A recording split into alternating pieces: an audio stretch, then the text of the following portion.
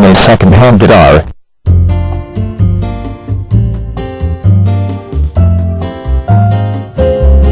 Looking for a second-hand guitar is a tricky business.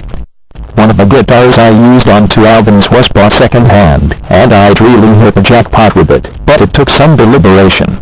It was a cheap instrument, to be honest, an old Ibanez GAC 70, and had already seen some action, but when I tried it out it fit me perfectly.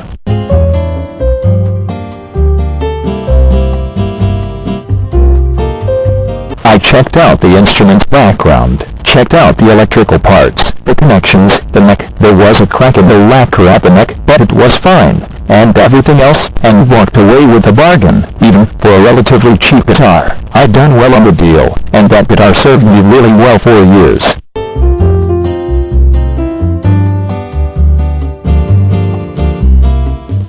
The point to this is that it is perfectly possible to buy a second-hand guitar that will be a great instrument for you, but you absolutely must check out its pedigree, and any issues there are with the way it works, or the way it is holding up.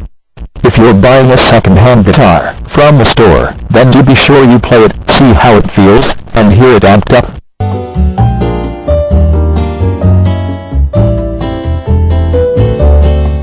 If you are planning on buying a second-hand guitar online, then check out the credentials of the seller first of all.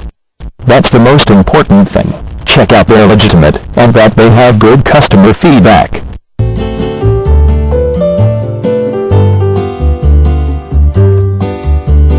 If this is all good, then you can be sure that the description of the instrument is legit.